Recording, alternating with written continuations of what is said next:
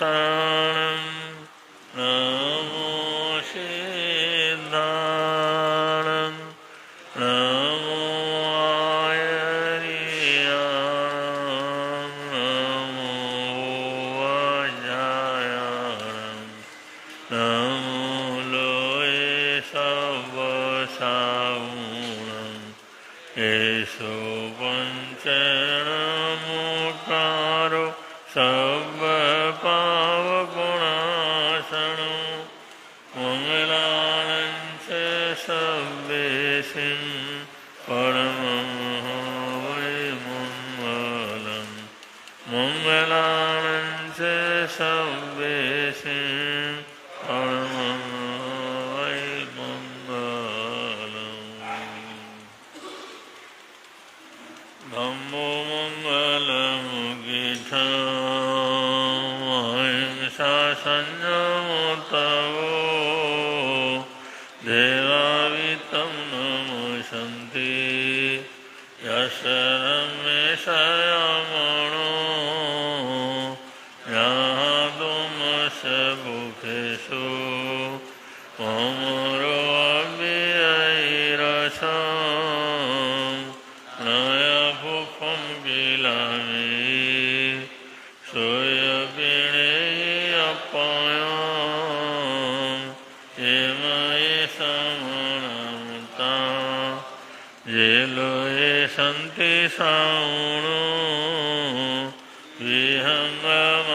विहङ्गमवबुखेषु दानवत्ते शनिरया वयं च वित्तिं लभामो नयगोयुवामयीम् आहारये सूर्यन्ते उभेषु भौमराजः मोहवारसमबुद्धा ये भवन्ति अनिश्चया नानापिण्डरयादन्ता येन मुच्यन्ते सावणोति।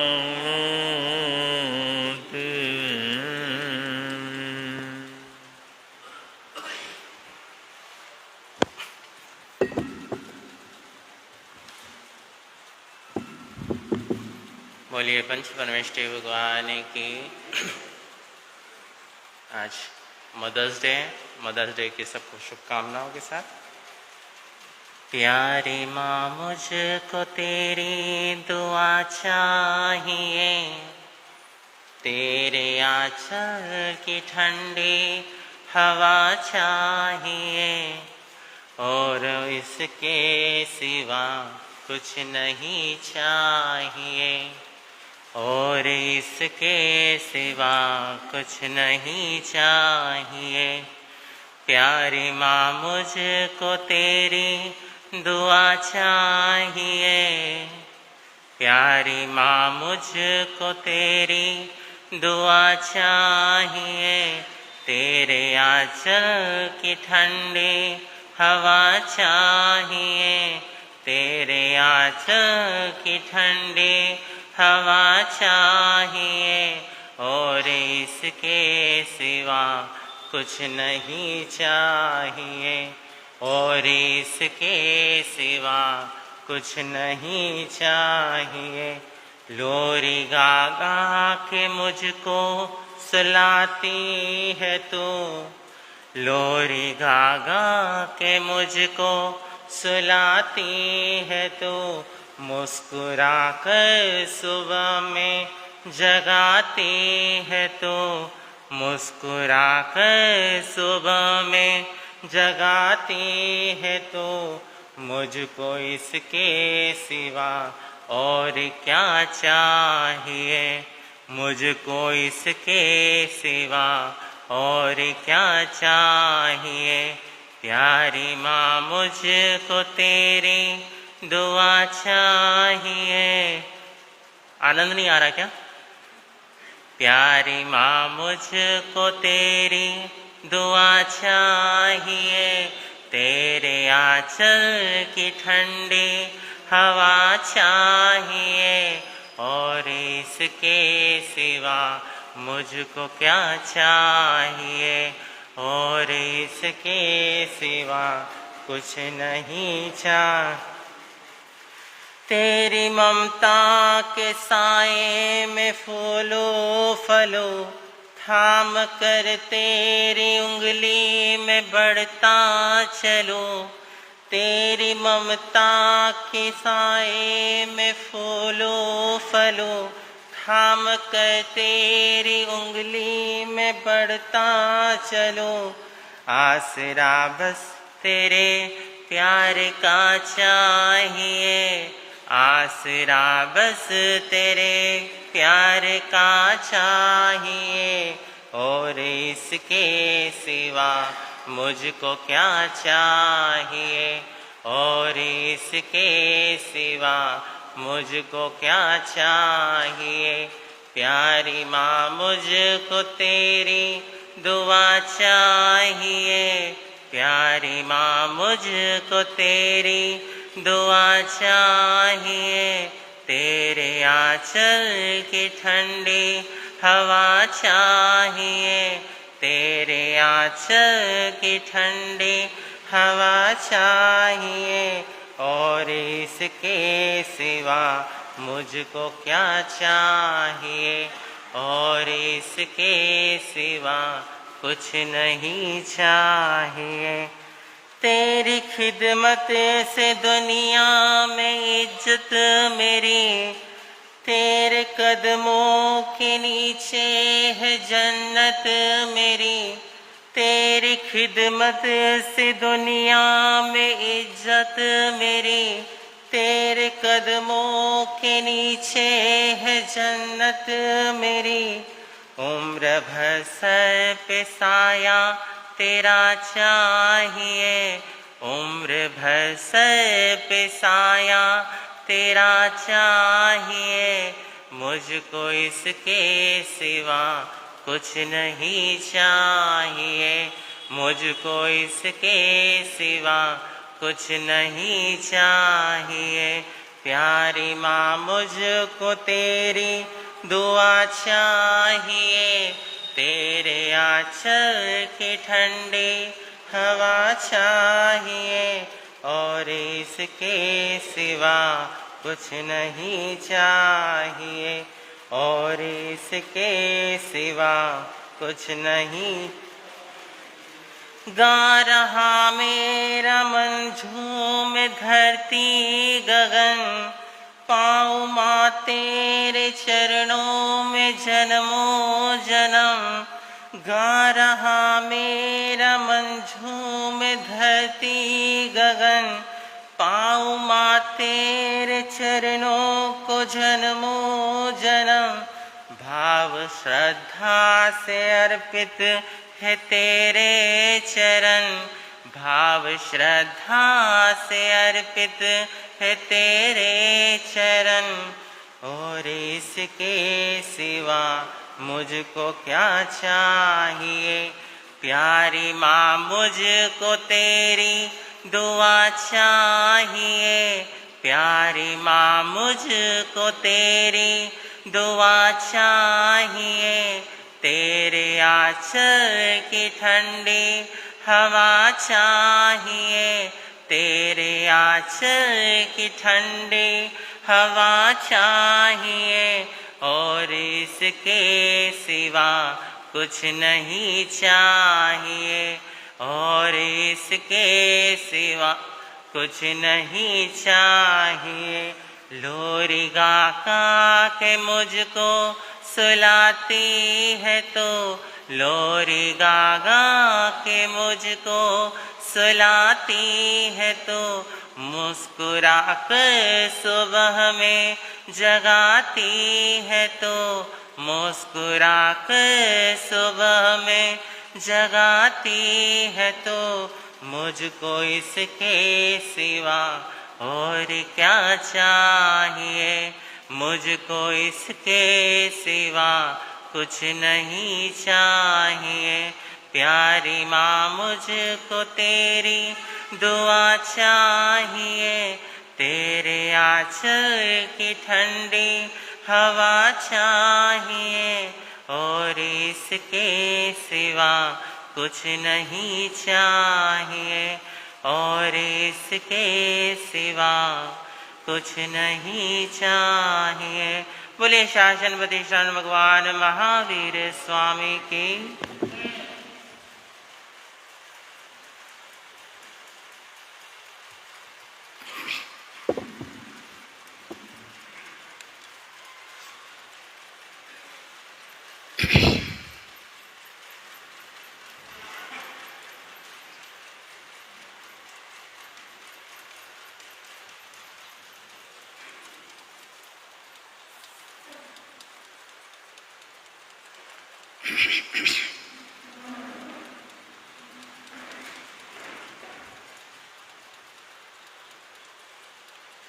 अनंत जीवों की रक्षा भी करना हमें, पाई अनमोल घड़िया लुटाना नहीं। जा रहा है समय घड़िए जन्म, जल्दी जल्दी सभी हम तैयारी करें। अपने जीवन के जोहरी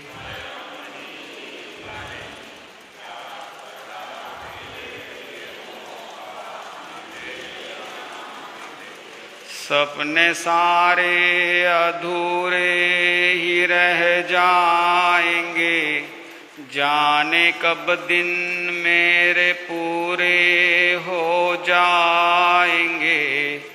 जिंदगी का पल भर ठिकाना नहीं, चेत चेत रे चेतन क्यों भूल रहा अपने जीवन की।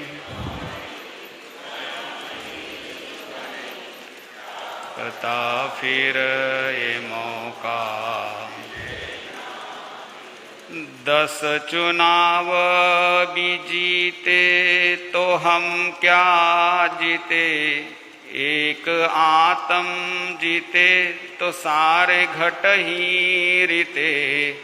प्रधानमंत्री तो क्या राष्ट्रपति कुछ नहीं, जाग जाए तो आत्म चक्रवर्ती कुछ नहीं।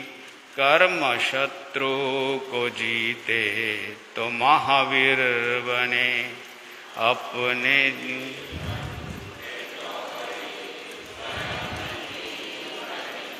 क्या पता फिर ये मौका मिले ना, क्या पता फिर ये मौका मिले ना मिले। अनंत अनंत जिनेश्वर प्रभु, आराध्य गुरुदेव एवं अत्र विराजित परम आदरणीय परम श्रद्धेय पूज्य गुरुदेव के पावन श्री चरणों में सच्चा नमन।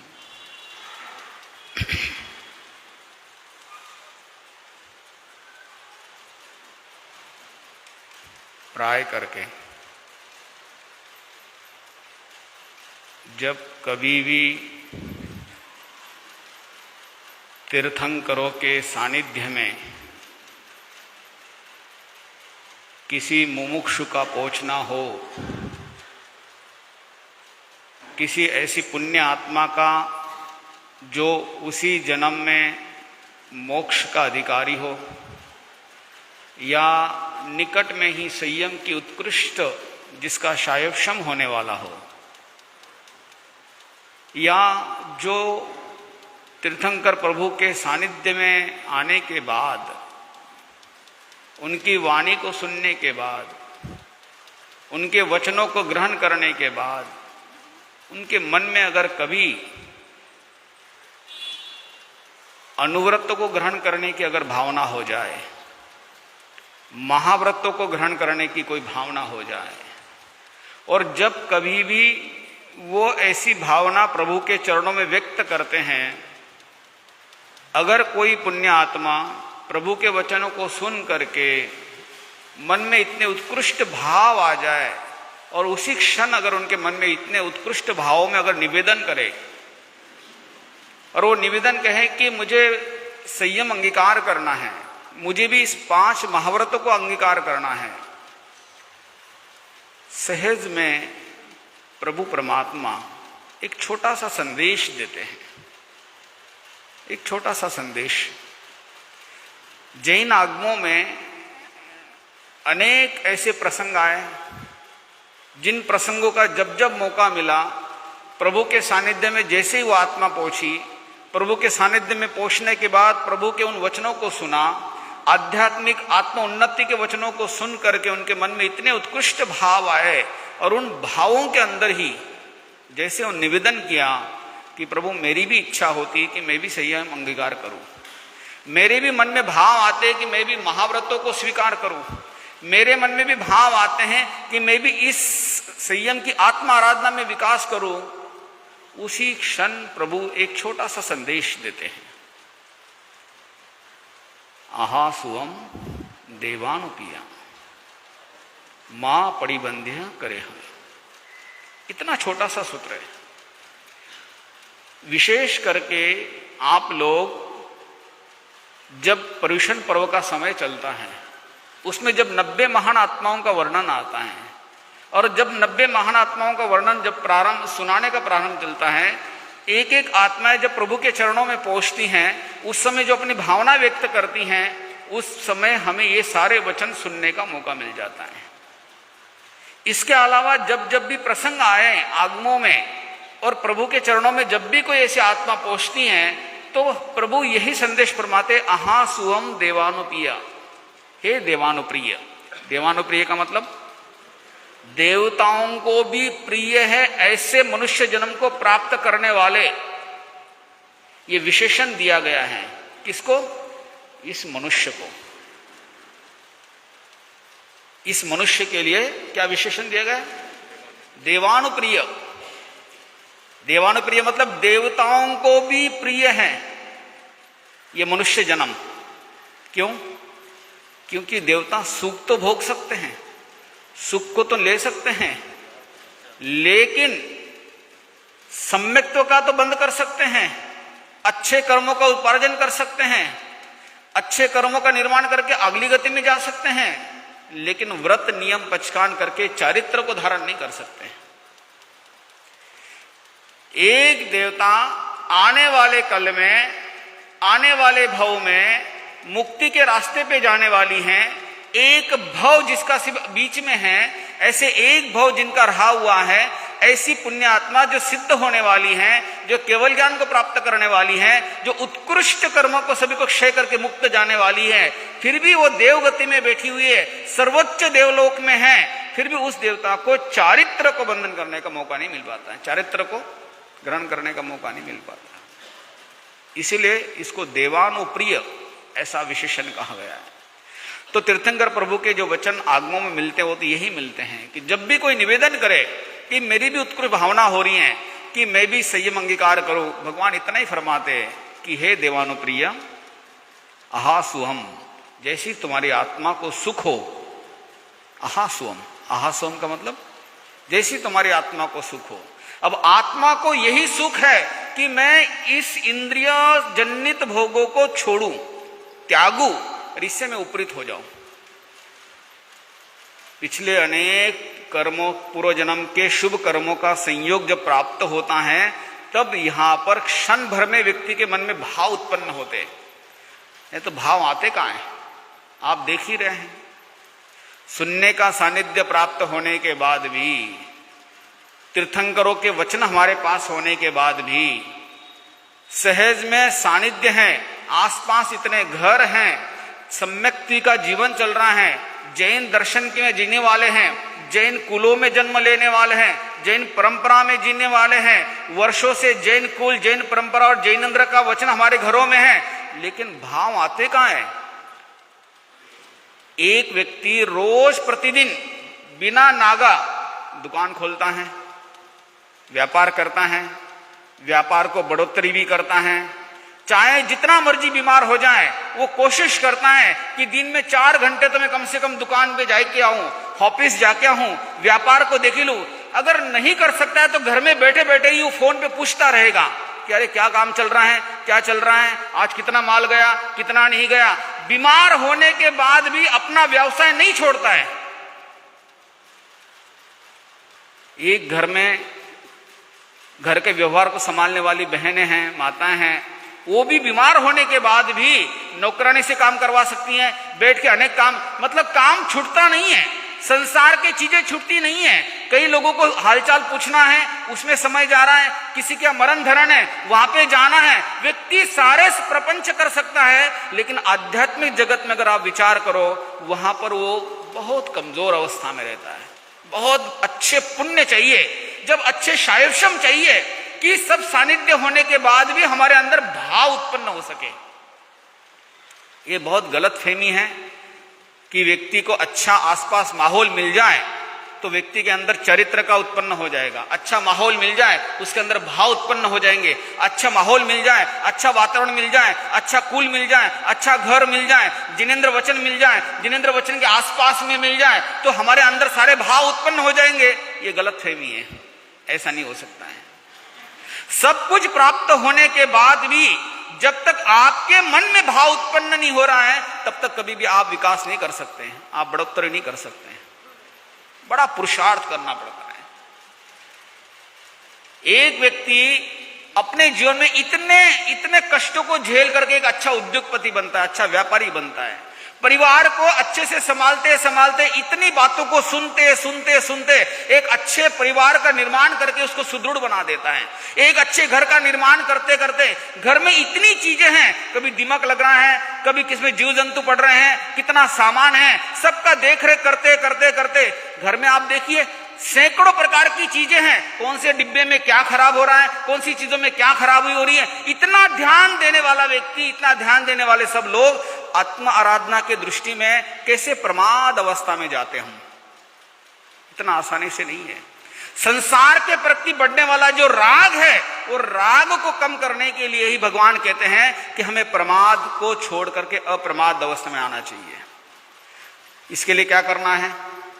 कुछ भी नहीं करना है, सिर्फ इतना देखना है कि जितना समय आप संसार के लिए दे सकते हैं, कठिन से कठिन समय में दे सकते हैं। शारीरिक अनुकूलता नहीं है, पारिवारिक अनुकूलता नहीं है, सबकी अनुकूलता न होते हुए भी आप अपने सारे काम कर सकते हैं, तो फिर आध्यात्मिक जगत को क्यों समय नहीं दे सकते हम? वहां क्यों हम अंतराय दे सकते? इतना छोटा सा पुरुषार्थ आपके लिए पर्याप्त है। इतना छोटा सा किया गया आपकी दृढ़ संकल्प आपके आत्म आराधना के विकास के लिए पर्याप्त है। इसीलिए क्या कहा है कि आहा सुवम, तुम्हें जो सुख हो वो करो। अब हमें क्या है? हमें तो यही सुख है कि 5 इंद्रियों का जो राग है, 23 जो विषय है, हमारा सुख उधर दौड़ता है, हमारा सुख उधर दौड़ता है। लेकिन भगवान कहते हैं आहा सुहम देवानित्या, तुम्हें जो सुख हो वो कीजिए। मतलब सुख किसमें? अभी जो भाव तुम्हारे मन में आए हुए हैं, भाव क्या है कि मैं अनुव्रतों में जाऊं, मैं महाव्रतों में ग्रहण करूं, मैं नियमों में जाऊं, मैं संवर की आराधना करूं, मैं व्रतों में जाऊं। ये जो भाव उत्पन्न हुए हैं, ये भाव क्या है? इसमें जो सुख है वो सुख में आगे बढ़ो। भगवान के वचन देखिए कितने सहज है। कोई भावना व्यक्त करता है और उस समय संदेश देते हैं, आहा सुवम देवानुप्रिय, हे देवानुप्रिय, जैसा तुम्हारे आत्मा को सुख है वो कीजिए। और क्या कहते हैं? मां परिबंध करे, अच्छे काम के लिए देरी नहीं करना, अच्छे काम के लिए देरी नहीं करना। आहा सुवम देवानुप्रिय मां परिबंध करे, अच्छे काम के लिए देरी नहीं करना। हम अच्छे काम के लिए क्या करते हैं? कल कर लेंगे, थोड़ी देर में कर लेंगे, शाम तक कर लेंगे, सुबह तक कर लेंगे। कहते हैं कि जो जो इंद्रिय जनित सुख है उससे संबंध में कहते हैं कि हमें कल पे छोड़ना चाहिए। कितना सहज में संदेश है ये। भगवान कहते हैं कि ये जो तेरे मन में भावना आई है कि मैं व्रत अंगीकार कर लूं, अनुव्रत अंगीकार कर लूं, महाव्रत में अंगीकार कर लूं, भगवान कहते हैं जैसी तुम्हारी आत्मा को सुख है वो सुख कीजिए, लेकिन अच्छे काम में देरी मत कीजिए। क्यों? थोड़ी सी देरी हुई नहीं, भाव ऊपर नीचे हो जाते हैं। थोड़ा सा आगे पीछे विचार नहीं किया, नहीं मालूम भाव की श्रृंखला कब कमजोर हो जाए, कब भावों की श्रृंखला टूट जाए। अभी समय है, नहीं मालूम कल परसों अगले दिन 6 महीने 12 महीने साल भर में ये शरीर इस लायक रहेगा या नहीं रहेगा, इसके अनुकूल रहेगा या नहीं रहेगा, नहीं मालूम। आज तो कम से कम इतना अनुकूल तो है कि मैं कुछ कर सकूं, अभी तो कम से कम मेरी बौद्धिक क्षमता इतनी अच्छी है, अभी तो मेरे मस्तिष्क में ऐसा कोई रोग उत्पन्न नहीं हुआ है कि मैं कुछ नहीं कर सकता। लेकिन नहीं मालूम अगले समय में क्या परिस्थितियां बदल सकती है, क्या स्थितियां आ सकती है। हम आसपास लोक में देखते हैं, अनित्यता को देखते देखते व्यक्ति अनित्यता को आसपास के माहौल में जीते हुए औरों को सांत्वना देते ना, सांत्वना नहीं देते। किसी के घर में कोई डेथ हो जाए, किसी घर में कोई नुकसान हो जाए, किसी को कोई तकलीफ हो जाए, किसी के यहाँ पे कोई बड़ा आर्थिक नुकसान हो जाए, कोई बड़ी घटना घट जाए, तो लोग क्या करते हैं, सांत्वना देते हैं। ये व्यवहारिक जगत है। हमारे सांत्वना देने से वो व्यक्ति वापस आ सकता है क्या? आ सकता है? आ सकता है क्या? अच्छे से अच्छे शब्द बोलने के बाद भी शोक सभाएं होती हैं, अच्छे से अच्छे शब्द बोलने के बाद भी वो व्यक्ति वापस आ सकता है क्या? नहीं आ सकता है। किसी के यहां पे कोई आर्थिक नुकसान हो गया है, उसे बार बार सांत्वना देने के बाद भी, और सांत्वना भी इतनी अच्छी देते हैं कि ये जीवन नश्वर है, ये तो संसार में होता रहता है, इतनी बढ़िया देंगे, देते नहीं देते। उसके लोगों की सांत्वनाएं सुन सुनकर व्यक्ति के अंदर के भाव बदल जाते हैं। जो व्यक्ति रुदन में था, जो आर्त ध्यान में था, उसका ध्यान बदल जाता है। आप देखिए लोगों को इतना अच्छे से तरीके से उसको समझाते रहते हैं, अरे कुछ नहीं है, ये सब नश्वर है, ये सब ऐसे ही है, शरीर का क्या भरोसा, अब एक दिन तो जाना ही था, आयुष्य का क्या भरोसा। इतना उपदेश देने वाला व्यक्ति स्वयं के बारे में बोध नहीं लेता, कितना दुर्भाग्य है। दूसरों के बताते बताते हम स्वयं को बोध नहीं लेते। इसीलिए भगवान कहते हैं, अगर हमें धर्म कार्यों में, धर्म आराधना में अगर विकास करना है तो 3 कारण जो बताए हैं समुत्थित ताणम के, 3 कारण जो बताए हैं कि आत्माराधना में उद्यत होने के लिए, पुरुषार्थ में बढ़ने के लिए, तो पहला कारण कौन सा बताया था? प्रमाद को कम करना चाहिए। प्रमाद को तो कम कैसे करेंगे? कल नहीं आज, है ना। आत्माराधना के, आत्म विकास के, आत्मा के उन्नति के, आत्मा के कल्याण करने वाली चीजों में आत्मा के तत्व को और विशेष प्रकार से जान करके उसके मूल्य को समझते हैं, तो उससे विकास से संबंधित अगर कोई भी चीज अगर आपके मन में आती है तो उसको कब करना? कब करना?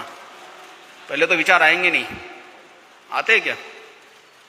अगर विचार आ जाए, पुण्यवानी की वजह से, शुभ कर्मों की वजह से अगर विचार आ जाए, तो वो विचार आते ही क्या करना? आज ही कर लेना। अगर आपके मन में विचार आ जाए कि जो भी अच्छा काम करना है, चाहे पचखान से संबंधित हो, दान से संबंधित हो, पुण्य से संबंधित हो, परोपकार से संबंधित हो, जो भी आपके मन में अच्छे विचार आ जाए वो उसी क्षण कर लेना, मुझे आज ही कर लेना है, कल नहीं। और जो भी संसार की क्रियाएं करने के आए विचार, संसार को बढ़ाने वाली कोई क्रिया आ जाए, 5 इंद्रियों के सुखों से संबंधित कोई क्रिया आ जाए, उसके लिए क्या विचार करना? आज नहीं कल देख लेंगे। कठिन है? नहीं कठिन है, आसान है। अब मैं तो कई बार पहले भी बोल चुका हूं, 65 साल वालों ने तो मन बना के बैठो। क्या मन बना के बैठना? अब रिश्तेदारों में नहीं जाना ज्यादा, बहुत डिस्टर्ब करते हैं लोग तुम लोगों को। 10-10 फोन करके के बुलाएंगे, फिर तुम वहां जाके वही सब संसार की बातें करोगे, फिर घर आकर वहां की बातें घर में लाओगे, फिर नया क्लेश खड़ा होगा घर में। उससे तो झंझट में पड़ना ही नहीं। अब हो गया ना तुम्हारा काम। 60-62 साल के ऊपर वालों ने तो मन बना के बैठो, धीरे धीरे अपने को, अपना एक घेरा कम करना चाहिए। इतना अच्छा घेरा कम करोगे तो आपको समय मिलेगा स्वयं के साथ समय बीतने का, अपने साथ समय बिताने का मौका मिलेगा, और जीवन के ऐसा समय चलेगा कि वहां पे आपको अप्रमाद दशा बरोबर आनी शुरू हो जाएगी। धीरे धीरे, क्यों नहीं, क्योंकि शरीर कमजोर होता जा रहा है। अब शरीर पहले जैसा साता नहीं होती है, पहले जैसी अनुकूलता नहीं है, शरीर में अब वो चीज नहीं है, सुस्ती आ रही है, पैरों में अनुकूलता नहीं है, शरीर में अनेक प्रकार की व्याधियां जन्म ले रही हैं, कभी कोई तकलीफ हो रही है। अब धीरे धीरे धीरे हम बहुत से ऐसे आसपास जो घेरा बना के रखा है उस घेरे को थोड़ा धीमे करने का। 10 जगह से अगर कोई निमंत्रण आता है तो आपको 5-6 जगह पे जाना ही नहीं, उसको अवॉइड करने की आदत डालो। कहीं बातें अगर आपको कोई पूछता है संसार की, उसको 10 में से 5 बातों का जवाब ही नहीं देने का। जवाब देना है तो डिप्लोमेट होके देने का, पता नहीं, देखते हैं, सोचते हैं, अभी मालूम नहीं है, ऐसे कुछ भी जवाब देते रहिए आप लोग, इसमें आपको दोष लगेगा नहीं, घबराइए नहीं। लेकिन इससे क्या होगा कि बात से बात जो बढ़ती है, जो प्रमाद तैयार होता है, जो हम अननेसेसरी लोगों की बातों में आ रहे हैं, अन्य चीजों में हम इन्वॉल्व होते जा रहे हैं, वो इन्वॉल्व होने के बाद जैसा हम चाहते हैं वैसी चीजें नहीं होती हैं, फिर उसके बाद क्या होती हैं, पीड़ा महसूस होती है, और वो पीड़ा रात रात भर दिमाग में खराब करती है, कई कई दिन तक मन से निकलती नहीं है, फिर नए नए कषायों का जन्म होता रहता है। इसलिए भगवान कहते हैं जब आपकी जितनी जिम्मेदारी पूरी हो जाए, जब आपके मन में अच्छे कार्य करने के भाव आ जाए, जब आपके मन में आ जाए कि अब मैं इन लोगों को सबको दूर करता हूं, इन सब चीजों से अपने आप को अलग करता हूं, इन वस्तुओं को धीरे धीरे कम करता हूं, इन परिवारजनों को धीरे धीरे मैं संबंध कम करता हूं, उसी क्षण अच्छे काम करने के लिए प्रयास करना। प्रमाद से अप्रमाद में जाना हो, अप्रमाद की स्थिति को लानी हो, उसके लिए एक छोटा सा सूत्र कौन सा है, अच्छे काम, आध्यात्मिक काम कल नहीं आज करना है। और जो भी इंद्रिय जनित सुखों के काम है, जो भी संसार वृद्धि का काम है, वो आज नहीं कल करेंगे। एक छोटा सा सूत्र है, अगर हम ऐसा करते हैं तो हम अच्छे कामों में पुरुषार्थवान बनना प्रारंभ हो जाते हैं। ये अभ्यास करने की चीज है, आप प्रतिदिन में कर सकते हैं, प्रातः काल से लेकर रात्रिकालीन समय में कर सकते हैं। अगर आपके सामने मौका मिलता है, समय बहुत ज्यादा नहीं है, आप एक माला कर सकते हैं आराम से बैठ करके नमोकार महामंत्र की। अगर आपके मन में विचार आता है कि सबका ठीक हो, आप सबका ठीक होने का मत सोचिए, आप अपना ठीक होने का सोचिए। आप किसी परिवार जनित चीजों के लिए, संसार की चीजों के लिए, घर गृहस्थी की चीजों के लिए मत सोचिए। आप ये सोचिए कि मेरा सम्यकत्व अच्छा रहे, मुझे अगले जन्म में अच्छा सम्यकत्व मिले, जिनेंद्र वचन सुनने को मिले, जिनेंद्र वाणी सुनने को मिले, तीर्थंकरों का सानिध्य प्राप्त हो, ऐसे भाव उत्पन्न करो। पिछले 30, 40, 50 वर्षों से जिस परिवार के लिए, जिस घर के लिए, जिस लोगों के लिए, जिन आसपास के परिवारजनों के लिए हम रात दिन सोचते हैं, अब थोड़ा सोचना कम कर दीजिए, कम कर दीजिए। क्यों? जितना ज्यादा सोचोगे उतनी ज्यादा हम उनसे अटैचमेंट में रहेंगे, जितना ज्यादा अटैचमेंट रहेगा उतना प्रमाद में रहेंगे, जितना प्रमाद बढ़ेगा उतना ही धर्म आचरण में आगे बढ़ने में रुकावटें पैदा होगी हमारी। क्यों? क्योंकि जब भी हम कुछ सोचेंगे तो उसकी वजह से हमारे मन में आर्त ध्यान आ सकता है, रौद्र ध्यान आ सकता है, हमारे मन में उसके प्रति वो पूरा होने के लिए, परिवारजनित लोगों के लिए, धन वैभव के लिए, चीजों के लिए, सामाजिक चीजों के लिए जब हम ज्यादा इन्वॉल्व होते जाएंगे तो वहां के जो परिणाम है उन परिणामों से हम बच नहीं सकते हैं, परिणामों से बच नहीं सकते। इसलिए अपने आप को थोड़ा धीरे धीरे क्यों ना हो, इसका बोध होते जाना चाहिए। दूसरी बात है, अनित्यता का बोध होना चाहिए। अगर हमें समुत्थान करना है, आत्मा आराधना में विकास करना है, आत्मा आराधना में अधिक प्रवृत्त होना है, हमें तत्वों से संबंधित चीजों में अपने आप को आचार पक्ष में विकास करना है, चरित्र में दृढ़ता से आगे बढ़ना है, हमें नए कर्मों को रोक करके संवर की आराधना में बढ़ना है, अगर हमें समुत्थित तम की साधना करनी है तो हमें अनित्यता का बोध धीरे धीरे बढ़ाना चाहिए, अनित्यता का बोध बढ़ाना चाहिए। तो अनित्यता का बोध किससे बढ़वाएंगे हम? सबसे अच्छा उदाहरण कौन सा आपके पास अनित्यता का? जो नित्य नहीं है उसका सबसे अच्छा बोध क्या हो सकता है? स्वयं का शरीर। इससे अच्छा बोध कुछ नहीं हुई तुम्हारे लिए। ये जो शरीर इतना सुंदर था, कभी कभी आप अपने फोटो निकाल के देखिए पुराने, अरे कितने अच्छे लग रहे थे, हष्ट पुष्ट थे, इतने सुंदर दिखाई देते थे, इतने मजबूत थे, हम इतना काम करते थे, घंटों तक काम करते थे, कभी थकते नहीं थे। लेकिन अब ये शरीर वैसा नहीं रह रहा है, अब पहले जैसी स्थितियां नहीं रही है। शरीर अब पहले जैसे अनुकूल नहीं रहा है, अब पहले जैसी अनुकूलता नहीं दिखाई दे रही है। अब थकान लगती है, बोलते तो अनुकूलता नहीं रहती है, काम करते तो ठीक नहीं होता है। ये बोध, ये सबसे अच्छा बोध यही है, अनित्यता का बोध। हमारे से ज्यादा हमें महसूस कोई नहीं करा सकता है। हम बैठ करके सोच सकते हैं, ये ध्यान है, ये धर्म ध्यान है, ये प्रैक्टिकली ध्यान है। ये जो सामायिक करते हैं ये भी यही है, ये अनुव्रत उदाहरण की है, ये भी यही बताते हैं कि किस तरीके से हम धर्म आराधना में उद्यत हो सकते हैं। उसके लिए सबसे बाधक तत्व अगर कोई है, जैसे हमारे मन में प्रमाद है वैसे ही बाधक तत्व है कि हम अनित्यता को नहीं समझ रहे अभी भी। अगर इसमें बढ़ना है, अनित्यता को याद रखना चाहिए, बोध करना चाहिए।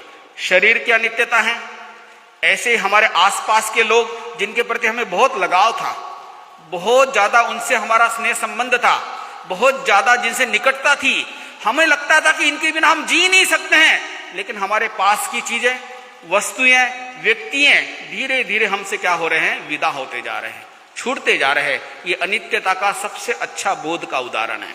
जो परिवार है वो धीरे धीरे हमारे सामने जो बना था, वो परिवार धीरे धीरे बिखरता जाता है, कम होता जाता है। नए मेंबर अलग अलग रूप में आते जाते हैं। जो वैभव पहले था अब वो वैभव नहीं रहा, जो मान सम्मान पहले था वो मान सम्मान अब नहीं रहा। ये जो अनित्यता का बोध है, ये आपको समुत्थित तानम तक लेके जाएगा, धर्म मार्ग में उद्युत करने वाला बनेगा।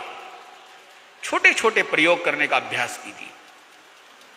ये 3 कारणों में से 2 कारण आपको मैंने बताया। पहले है प्रमाद से अप्रमाद में जाना।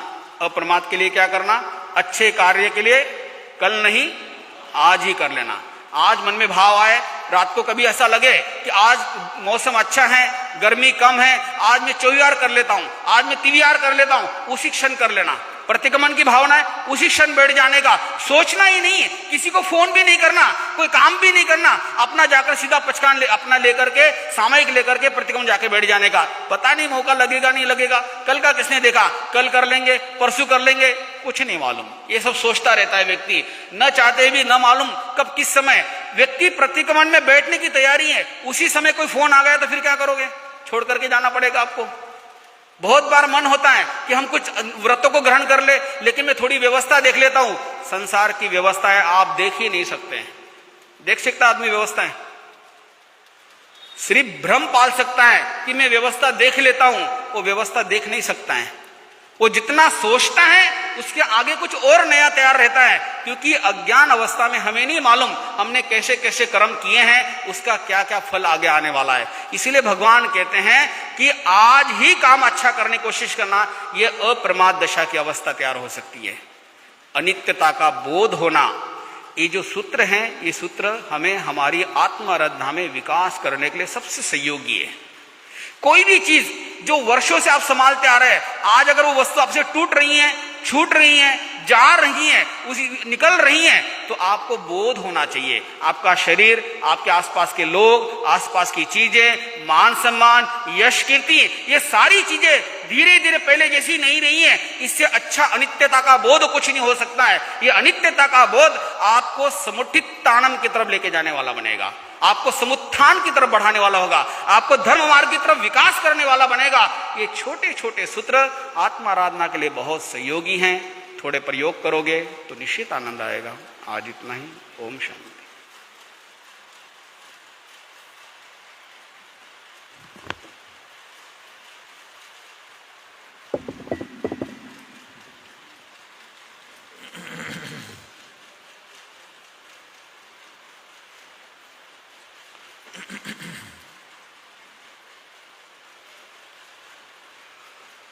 त्रिभुवन पीड़ा हरणहार हो, तुमको मेरा नमस्कार। सर्व जगत के अलंकार, प्रणाम तुम्हें मेरा हरवार। तीन जगत के नाथ आपके चरणों में जाऊं बलिहार। भवसागर के सो शोषण करता तुमको वंदन बारंबार। भवसागर के शोषण करता तुमको वंदन। नाम प्रभु का निहाल कर दे फूल शांति के खूब खिले। मानव जीवन महक उठे तब सुमति अरु सत कर्म मिले।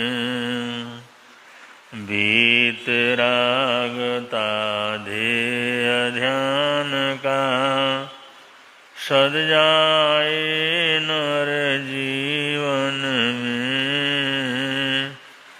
अनेकांत अहिंसा फलित हो जन जगत के प्रांगण में।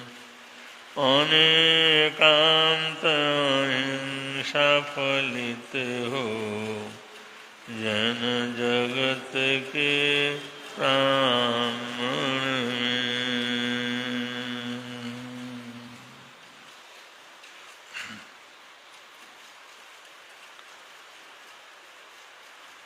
प्रभु परमात्मा ने फरमाया है,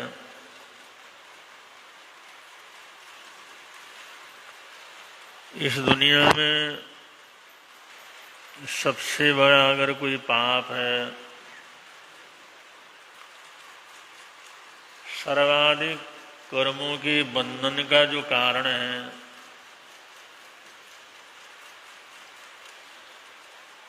जिन बंधनों के कारण से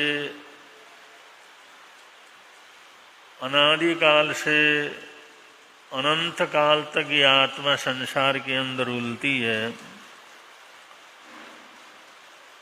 वो सबसे बड़ा कर्मों के आश्रव का, कर्मों के परिबंधन का, कर्म परमाणुओं को अपनी तरफ खींचने का जो सबसे बड़ा दोष है वो हिंसा है, जिसको प्राणातिपात कह करके पुकारा जाता है। प्राणातिपात करना,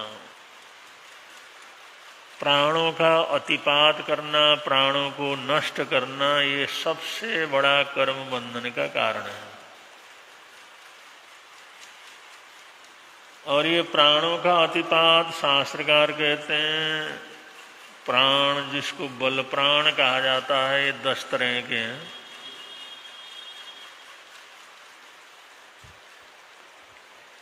और ये हमारी आत्मा और शरीर के साथ इनका संबंध है। 10 तरह के जो प्राण हैं, श्रोतेंद्रिय बल प्राण है, चक्षुरेंद्रिय बल प्राण है, घ्राणेन्द्रिय बल प्राण है, रसेंद्रिय बल प्राण है, स्पर्शेंद्रिय बल प्राण है। ऐसे इसके बाद मन बल प्राण, वचन बल प्राण और काय बल प्राण है। और उसके अनंतर आता है आयुष्य कर्म बल प्राण और श्वास बल प्राण। ये 10 बल प्राण ऐसे हैं जिनसे हमारी आत्मा शरीर के साथ बंधी रहती है। शरीर का आत्मा के साथ संबंध तभी बना रहता है जब ये 10 बल प्राण सुरक्षित रहते हैं। और एक एक बल प्राण का जैसे हनन होता है, तो इसी को हिंसा कह करके पुकारा जाता है। हिंसा का मतलब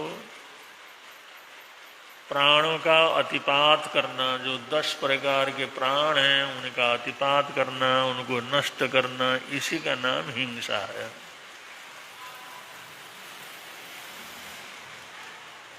तो ऐसे सुनने की शक्ति अगर किसी की नष्ट कर देते हैं, कानों को नष्ट कर देते हैं, देखने की शक्ति को नुकसान पहुंचाते हैं, आंखों को ही नष्ट कर देते हैं, घ्राण की शक्ति को नष्ट कर देते हैं, स्वादेंद्रिय की शक्ति को नष्ट कर देते हैं। इनका हनन करना, इनको नष्ट करना, ये सब प्राणातिपात महापाप के अंतर्गत आता है। और यही अनादि काल से आगे अनंत काल तक 18 पापों में, सभी प्रकार के कर्म बंधनों में सबसे बड़ा, सबसे प्रगाढ़ और सबसे ज्यादा कर्म के बंधन का कारण क्या करता है, होता है।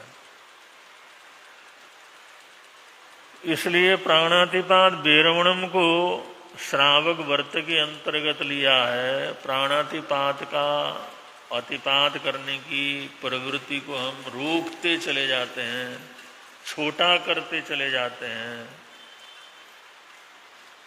तो उनको रोकना, उसको छोटा करना, ये अहिंसा की साधना कहलाती है, जिसको जैन दर्शन के अंदर प्राणातिपात बेरमणम कह करके पुकारा गया है। और ये ऐसा पाप है, एक बार इसका संबंध होता है तो कभी कभी जन्मों जन्मों तक इसके संबंध चलते रहते हैं और धीरे धीरे आगे से बढ़ते चले जाते हैं। इसलिए ऐसे पापों से उपरत होने का प्रयत्न करना, ये श्रावक धर्म के अंतर्गत आता है। और इससे पूरी तरह से उपरत होने का प्रयास करना, ये श्रवण धर्म के अंतर्गत आता है। और पूरी तरह से उनसे बिल्कुल अलग ही हो जाना, ये वीतराग धर्म के अंतर्गत आता है।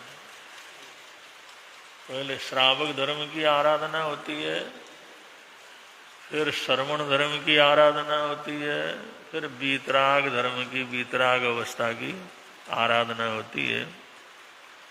और वीतराग साधना जब चलती है, वीतराग अवस्था के अंदर रहते हैं, तो वहाँ पर ये प्राणों का अतिपात अगर किसी कारण से हो भी जाता है तो उसके कर्म बंधन क्या करते, होते नहीं है। अगर कर्म का बंधन भी हुआ, एक क्षण के अंदर आया, दूसरे क्षण के अंदर उसने कुछ जो है अनुभव करवाया, तीसरे क्षण के अंदर नष्ट हो गया। ऐसे वीतराग अवस्था के अंदर इनका कोई बंधन वगैरह क्या करता, होता नहीं है। तो श्रावक धर्म में और श्रवण धर्म में प्राणातिपात का विशेष रूप से ध्यान रखा जाता है कि हम प्राणातिपात से अपने आप को उपरत करने का क्या करें, प्रयत्न करें। और एक बार प्राणातिपात का जो हमने अनुबंध किया है, हल्का अनुबंधन किया है, तो जल्दी भी खत्म हो जाता है। अगर प्रगाढ़ अनुबंधन किया हुआ होता है तो जन्मों जन्मों तक उसका परिणाम जीवन के अंदर चलता रहता है। एक राजा अपने राजभवन के अंदर है, अपने महलों में शयन कक्ष में सोया हुआ है, और सोए सोए उसको एक स्वप्न आया कि वो बैठा हुआ है दरबार में और चारों तरफ जो उसके बाहर हरियाली वगैरह भी है, बाग बगीचा भी है, खुली जगह रहती है। बंगलों के अंदर तो बाहर बंगले से निकलने के बाद खुली जगह बहुत रहती है। एक पेड़ के नीचे कोई बाम्बी वगैरह है, उस बाम्बी से एक सांप निकला और सांप धीरे धीरे धीरे उसकी तरफ आने लगा। वो डर गया, उसका प्रतिकार करने की कोशिश की, लेकिन सांप लौट लौट करके, मुड़ मुड़ करके आता रहा। और राजा था, ताकतवर भी था, उसने अपनी शक्ति लगा करके उसका प्रयत्न किया प्रतिकार करने की, लेकिन उसने ऐसी चालाकी के साथ झपट्टा मारा और उस राजा को डस दिया। और जैसे ही डसा तो इतनी भयंकर वेदना हुई और देखा सारा शरीर उसका नीला पड़ गया, और नीला पड़ने के कारण उसको ऐसी तकलीफ हुई और प्राणांत हुए, क्या हो गया, मर गया। ये क्या देखा? उस राजा ने स्वप्न देखा। स्वप्न के अंदर ये सारी घटना को देखा, और देखने के बाद वो मर गया, ये भी उसने अपने आप को देखा, अनुभव किया। और आंखें खुली तो कुछ भी नहीं था। वैसे तो दृश्य बड़ा भयंकर दृश्य था, उसको ऐसा अनुभव हुआ है तो प्रत्यक्ष में मैं मर गया हूं, खत्म हो गया हूं। लेकिन वो तंद्रा टूटने के बाद उसको ऐसी अनुभूति होने लगी, मैं तो मौत के ग्रास बन गया था, मर गया था, खत्म ही हो गया था। तो ये जो स्वप्न उसको बड़ा भयभीत करता रहा। पहले उसको दूर करने का प्रयत्न किया, कुछ नहीं हुआ, उसको याद करके ही शिहरण हो जाता था। तो उसने अपने मंत्रियों को कहा, वे कोई जो स्वप्न शास्त्री ऐसा कोई महात्मा हो जो सही ढंग से बतला सके, उसको मेरे पास बुला करके ले आओ। उसके अनुचर गए। शहर के बाहर कहीं जंगल के अंदर एक महात्मा तपस्या कर रहे, साधना कर रहे थे, प्रार्थना की, और वो राजमहल के अंदर आए। राजा ने उनका स्वागत सत्कार किया और अपना स्वप्न उनको क्या किया, बतलाया। ऐसा स्वप्न देखा, आप बतलाइए इसका अर्थ क्या है, इसका क्या परिणाम। तो महात्मा जी थे, उन्होंने तो कुछ लेना देना नहीं था। उन्होंने कहा, राजन, जिस स्वप्न को तुमने देखा है और उसका अर्थ करने की तो कोई जरूरत है नहीं, तुम ऐसे नहीं हो, नहीं समझते हो। तुम उस दृश्य से स्वप्न के अंदर भी इतने जागरूक अवस्था के अंदर गुजरे हो, तो इसका क्या परिणाम होगा, क्या होगा, अब ये मैं खुद अपने मुंह से बतलाऊं, इसकी कोई जरूरत नहीं। दिखाने वालों ने या हमारे कर्म प्रकृतियों ने आपको प्रत्यक्ष रूप से उसको दिखा दिया, अनुभव करवा दिया। उसका परिणाम तो जो हिंसा का होता है या किसी जन्म का लेन देन का होता है, बैर विरोध का होता है, इसका मतलब कोई प्राणी, उसका आपके साथ बैर है, विरोध है, वो आपके सामने आया और अपना बदला उसने लिया, और आपको समाप्त करके किसी जन्म के अंदर उसको तुमने हत्या की होगी, उनके प्राणों का अतिपात किया होगा, उसको तकलीफ पहुंचाई होगी, उसकी हिंसा की होगी, उसका उसने बदला क्या कर लिया। अब ये तो स्पष्ट है, तुम्हारे स्वप्न से ही उसका फल और उसका क्या होना, ये तो स्पष्ट झलक रहा है। इसमें मैं कुछ खुलासा बतलाऊं ऐसी कोई जरूरत नहीं। हाँ, इतना है, आप राजा हो, विवेकवान हो, न्याय करते हो, गलत करने वालों को गलत तरीके से दंड भी देते हो, सजा भी करते हो, फांसी भी दे देते हो, और कोई जो अगर ऐसे न्याय के भीख लेकर के आता है तो उसका समाधान भी करते हो। तो इसका भी तुम ही कुछ न कुछ समाधान कर सकते हो। ऐसा तो है नहीं तुम्हें कुछ आता नहीं, तुम जानते हो, पढ़े लिखे हो, शास्त्रज्ञ हो। तो इसलिए इसका समाधान खुद तुम क्या करो, ढूंढो, खुद ही समाधान ढूंढो। और इतना जरूर ध्यान रखो, दुनिया के अंदर कोई भी समस्या है तो उसका समाधान भी जरूर क्या करता है, होता है। कोई भी चीज हो उसका समाधान ही न हो ऐसा तो नहीं है, लेकिन इसका समाधान क्या हो सकता है ये तुम ही क्या कर लो, विचार कर लो। संत थे, उन्होंने अच्छा मार्गदर्शन दिया, खुद उसको जागृत करने का प्रयत्न किया। उसने अपने जो सभासद वगैरह जो अंतरंग थे उनको बुलाया, उनके सामने बात रखी, भाई इसका हम क्या निराकरण करें, इसका निराकरण क्या हो सकता। या तो जो खोद खाद करके किसी तरह से उसको मरवा देना होता है, और मरवा देने की बात भी आज मरवा देंगे, कल को फिर जो है वो हिंसा। क्योंकि महात्मा ने कहा था जो कर्म बंधन पड़े हैं उसको तो कभी न कभी तो भुगतना पड़ता ही है। तो ये तो और श्रृंखला शुरू हो जाएगी, या मर जाएं या क्या करें, तो अब इसका समाधान क्या किया जाए। और उनने इतना बतलाया था, भाई ऐसा जो आपको पहले भी आवास वगैरह हुआ क्या? उन्होंने कहा था इतना ऐसा आवास तो नहीं हुआ, लेकिन हर महीने, हर 2-3 महीने में एक आधा ऐसा प्रसंग मेरे मन के अंदर क्या करता है, आता है, ऐसा कोई छोटा मोटा स्वप्न। तो महात्मा जी ने बोला है आने वाले दिन में ऐसा हो सकता है, ये घटना कुछ ऐसा रूप ले सकती है। तो नजदीक टाइम आने लगा तो उन्होंने निर्णय लिया कि देखो, मैंने भी सपने के अंदर, मैं भी बलवानी था, मैंने भी हर तरह से प्रयत्न किया, लेकिन मैं उसको मार नहीं सका, उसको रोक नहीं सका, उसने मेरे को डस ही दिया, खत्म ही कर दिया। इसलिए बचाव का तो कोई रास्ता नहीं है।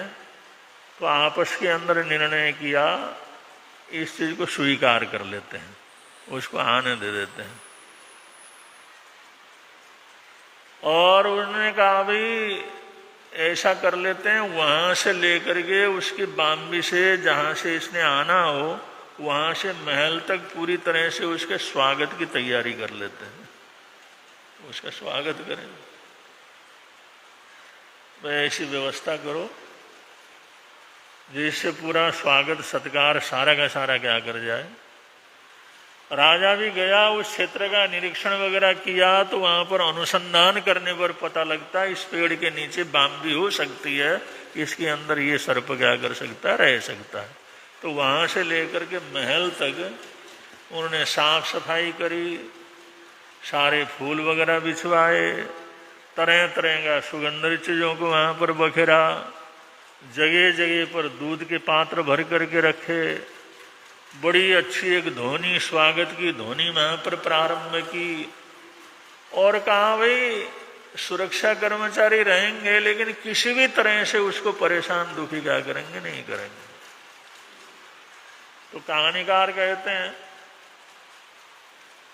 समय आने पर वो सांप जैसा महात्मा ने संकेत किया था दिन का, वहां से निकला और धीरे धीरे जिस समय बाहर निकला और बाहर निकल करके चलने लगा, उनका इतना सुंदर वातावरण है, इतना खुशहाल वातावरण है, इतनी सुगंधी है। अब सुगंधी ध्वनि, इससे ये लोग बड़े प्रभावित होते हैं, क्योंकि बीन बजा करके वो लोग सांपों को पकड़ भी लेते हैं। सुगंधी के अंदर भी बड़ा भारी प्रभाव होता है, ध्वनि के अंदर भी बड़ा प्रभाव होता है। ऐसी ध्वनि जो है, जो सर्प को बहुत प्रिय लगती है, ऐसी ध्वनि वाद्य वहां पर शुरू किए गए, वैसे सुगंध पदार्थ वहां पर फैलाया गया, वैसे ताजे फूल वहां पर बिछाए गए, दूध के कटोरे जगह जगह रखे गए। तो धीरे धीरे जैसे जैसे वो सांप निकल करके चला, बड़ी मस्ती के साथ घूमता फिरता, वो स्वागत को देख करके उसके मन के अंदर बड़ी संतुष्टि क्या कर गई। और राजा ने तो सोच लिया था, चलो भाई अब जो कुछ होगा देखा जाएगा, एक प्रयोग है, नया प्रयोग है, करके देख लेते हैं।